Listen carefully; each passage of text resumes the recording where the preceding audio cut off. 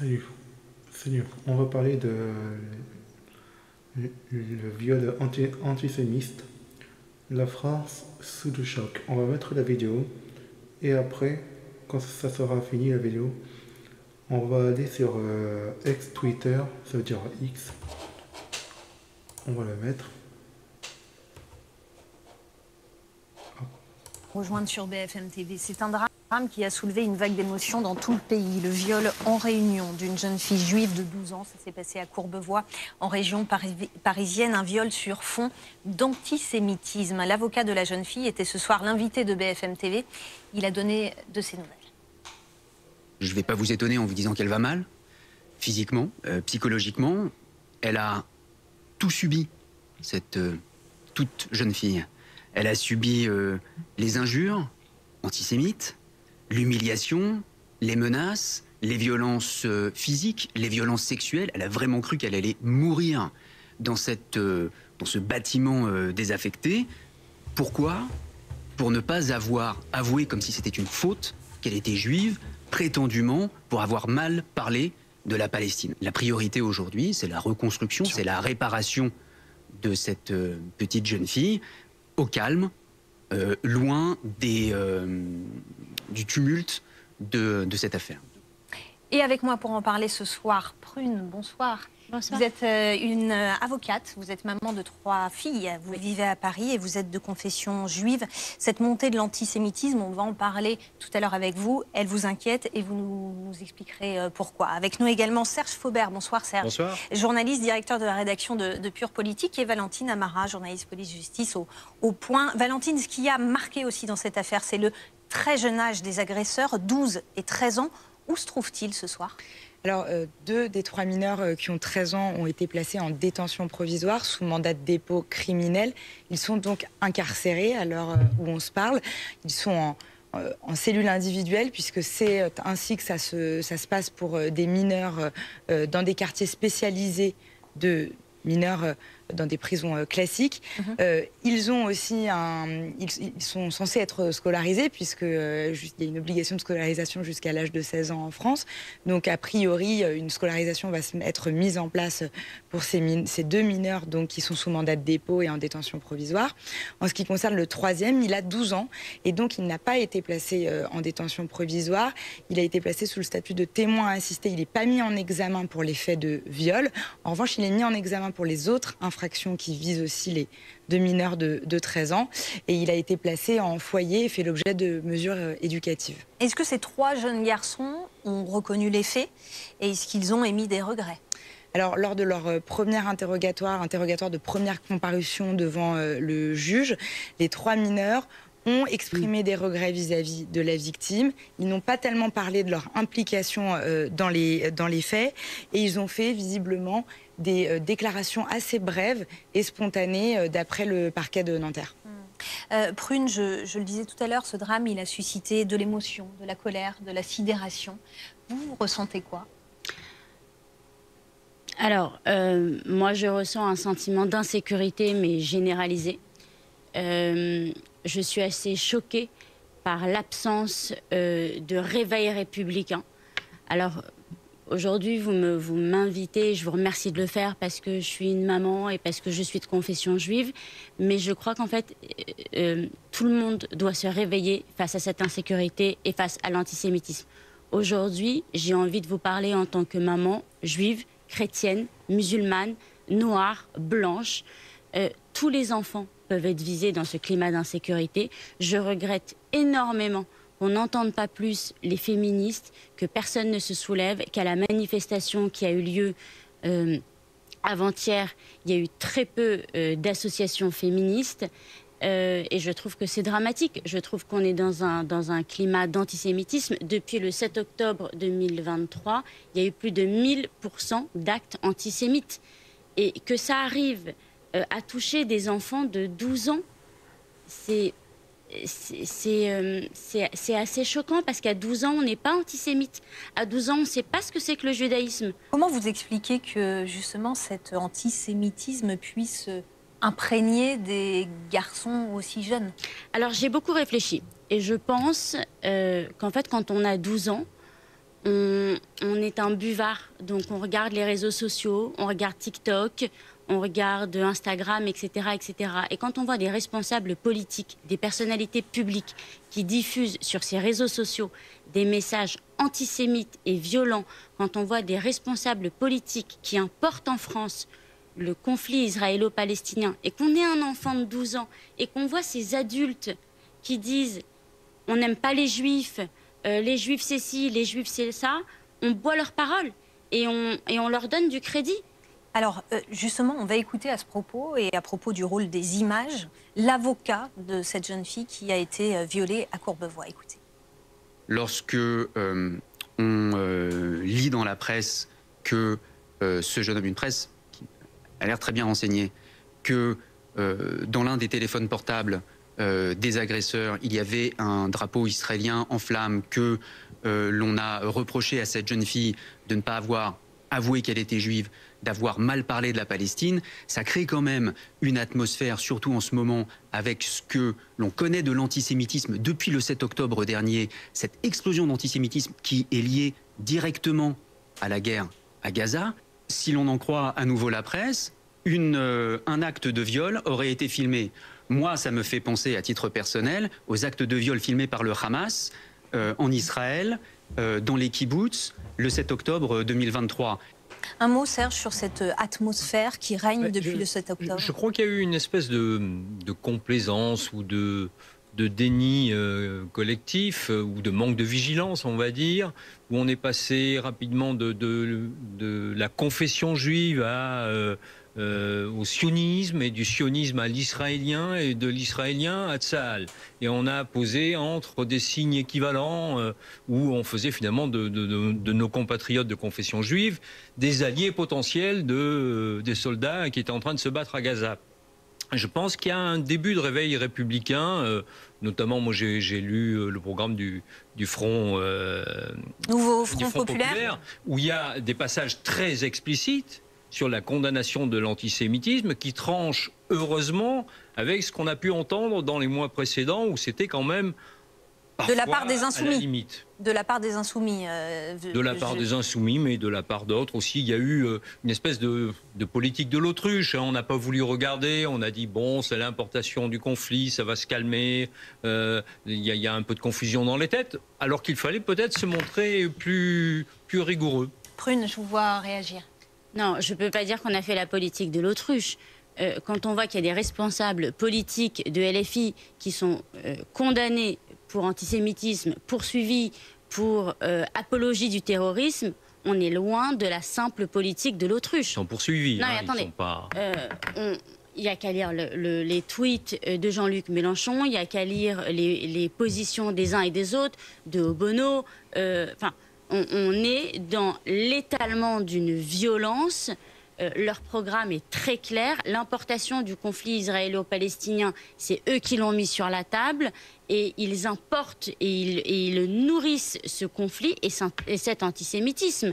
Alors je ne peux pas du tout entendre qu'on dise aujourd'hui qu'on est un peu dans le déni, qu'on n'a pas regardé, qu'on a laissé faire et que c'est de la politique de l'autruche. C'est pas vrai. Ça a été une démarche de campagne. Ça a été vraiment un programme. Ils ont bâti leur programme sur l'antisémitisme et sur le conflit israélo-palestinien. Et à quoi on arrive aujourd'hui? À des gosses de 12 ans qui ne savent pas faire la différence entre ce conflit qui est une guerre entre deux États et une petite fille qui est juive, mais qui, avant d'être juive, est française. C'est une petite fille. Et alors, il faut arrêter de dire que c'est des ados. À 12 ans, on est un enfant. Ce sont des enfants qui ne savent plus faire la différence entre un conflit armé entre Israël et la Palestine et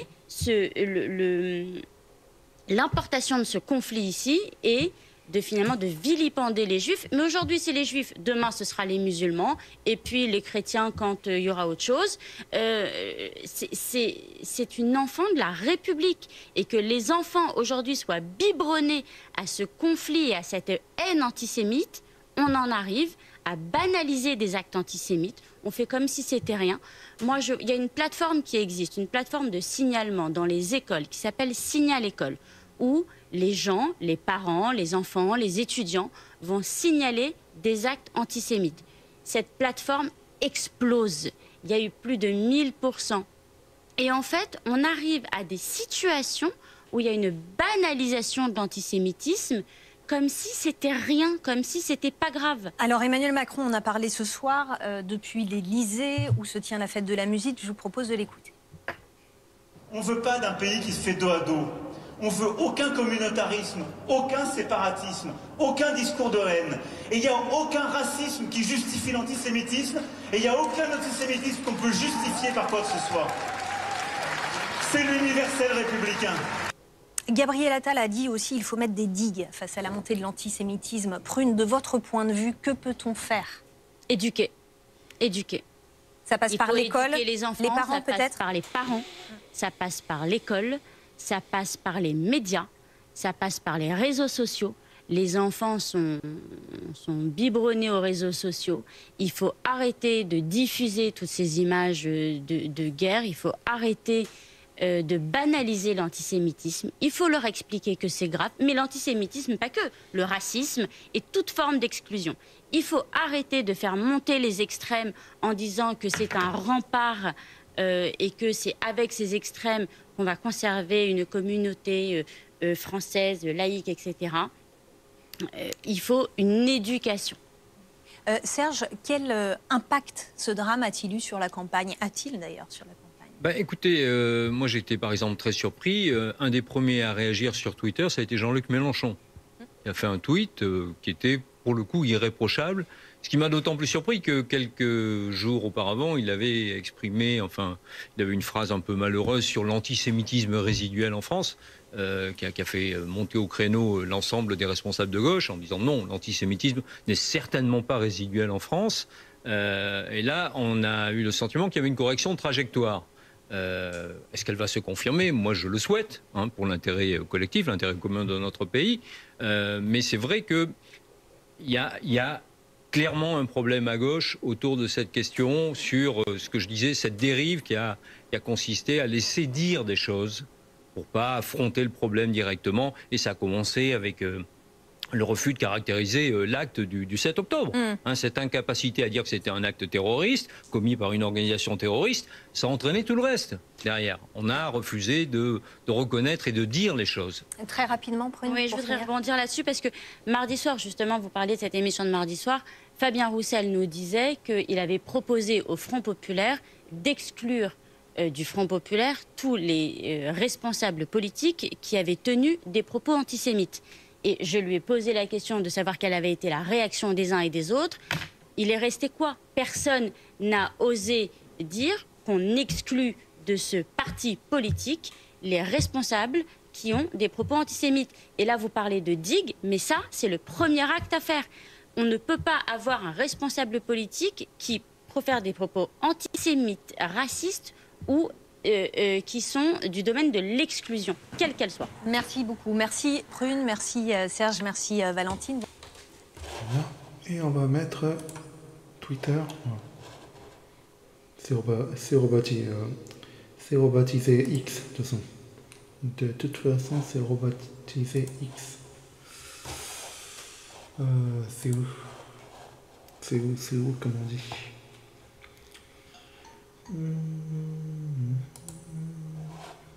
Bon.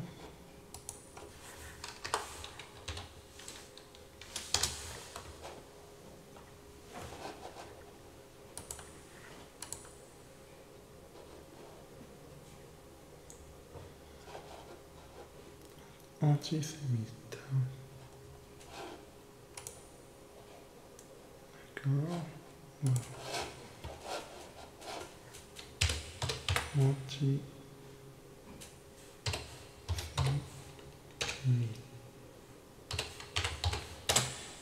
Et ça rejoint la vidéo que j'ai faite il y a tout à l'heure par rapport à la jeune fille qu'elle a été agressée par trois jeunes hommes.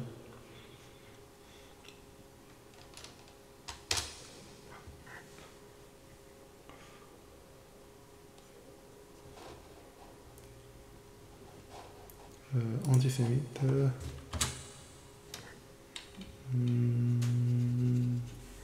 Fille.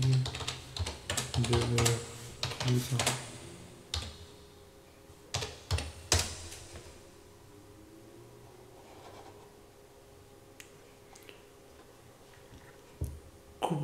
Courbevoie, dans le 92. Une jeune fille juive de 12 ans violée. Ça, comme je vous l'ai dit, j'ai fait cette vidéo il y a tout à l'heure. Là, ça en parle encore. Voilà. Une jeune fille juive de 12 ans violée et menacée d'être brûlée par des ados. Elle s'était fait passer pour une musulmane et aurait critiqué la Palestine. D'accord. Elle s'est fait passer par une musulmane et elle a critiqué la Palestine. L'un des suspects, J, je ne sais pas comment il s'appelle, il a 13 ans et un blondinet, converti à l'islam.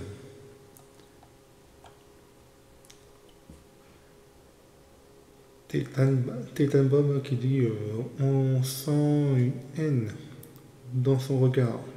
Qui sont les deux mineurs de 13 ans suspectés du viol antisémite d'une jeune fille de 12 ans à Courbevoie? Ces vermines illustrent ce que c'est l'islam, la haine de l'humanité, avec les trois drapeaux israéliens et un drapeau français. Dans le Sébastien Delogie, choqué et horrifié d'apprendre le viol d'une jeune fille de 12 ans à Courbevoie. J'exprime ma solidarité et mes pensées pour la victime et ses proches. Le racisme antisémite doit être combattu avec détermination et fermeté.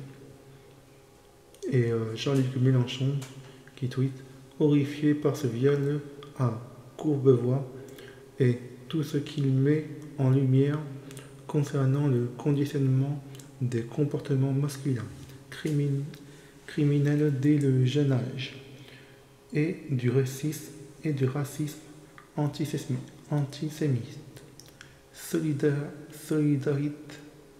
Solidarité et pensée émue pour la victime et ses proches. J'espère que les soins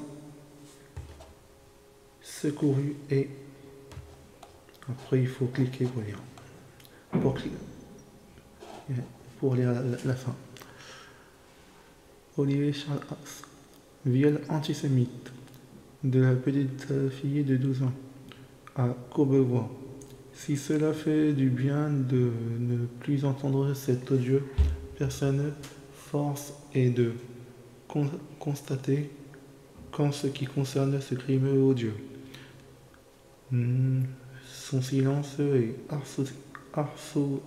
assourdissant et consternant.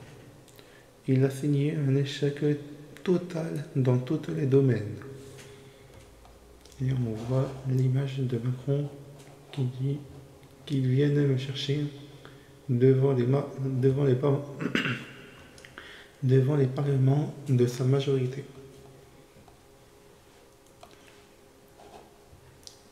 Hier à Marseille, Sébastien Delogie s'est invité à la manifestation en soutien à la petite fille de 12 ans. Ça, c'était le 20 juin. C'était avant-hier. Une fille de 2 ans, violée sauvagement. Pour lui, c'est l'extrême droite qui le fait passer pour ce qu'il n'est pas, à savoir un antisémite assumé. Je sais pas si je mets la vidéo. Des postes qui sont sur les réseaux. Des normes politiques. Vous savez qu'il y a eu la loi 1901, par exemple, qui ne peut pas altérer entre le mode politique et les religions. Mais par contre, je peux me battre contre l'antisémitisme. Je peux me battre contre le racisme. En soutenant, justement, ben moi je suis pas. Moi je ne veux pas dire je suis l'élu, c'est moi qui dois dire ci, c'est moi qui dois faire là. Je me range derrière les personnes concernées. Donc je suis là pour aussi récupérer les éléments que vous avez à donner aux hommes politiques qui sont payés par vous. Mais madame, on se bat contre l'antisémitisme. Je pense qu'il faut faire attention à l'endoctrinement de masse qui est fait par les médias et regarder plutôt les faits. Je ne parle pas d'endoctrinement de masse, parce qu'au niveau des réseaux sociaux, le LFI, c'est 95% des postes qui sont sur les réseaux sociaux qui traitent d'Israël et de la Palestine. C'est tout. Moi je parle de la politique française, alors qu'on est en train de voter pour la France. Le gouvernement d'extrême droite. Moi je ne parle pas des Israéliens et des Israéliens. L'extrême droite, c'est Bramonnet. C'est qui pour Israël? Voilà. Parce que peut-être que de l'autre côté de la Méditerranée, il y a, parce qu'il y a un génocide en cours, c'est que moi je me connais. Il n'y a pas de génocide. Il y a eu une guerre. Comme je l'ai fait quand je suis allé au Karabakh. Il y a eu un génocide le 7 octobre. C'est passé une population. C'est passé c'est le fait de tuer une population. Et après, les personnes Voilà. Toujours les mêmes schémas, le même environnement familial instable, délétère, et à la fin l'horreur. On sent une haine dans son regard, qui sont les deux mineurs de 13 ans suspectés du viol antisémite d'une jeune fille de 12 ans à Courbevoie.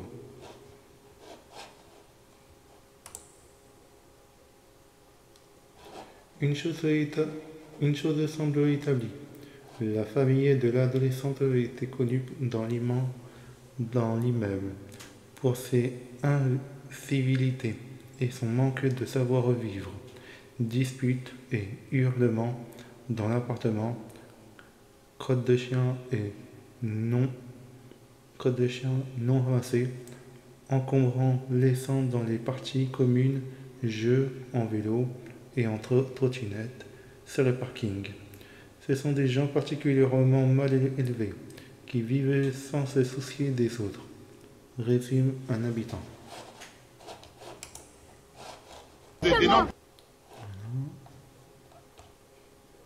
Un rassemblement a eu lieu devant la... C'était il y a 20 h, bon,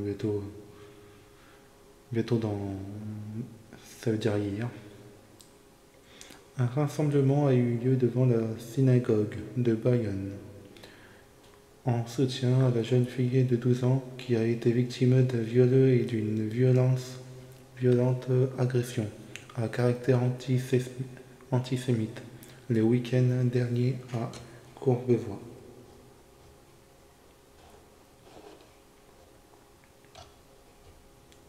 Plusieurs rassemblements se sont tenus ce vendredi en soutien, d'accord. Une jeune femme pour qualifier la petite fille de 12 ans violée sauvagement par la vermine antisémite.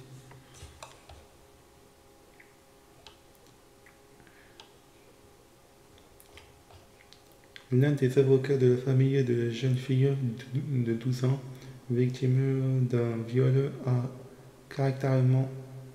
caractère antisémite, s'est exprimé pour la première fois. Elle a vraiment cru qu'elle allait mourir. Son monde a des années-lumière de ce qui est arrivé. Mais ça, l'avocat qu'on a vu, que j'ai fait la première vidéo, et la deuxième, d'accord.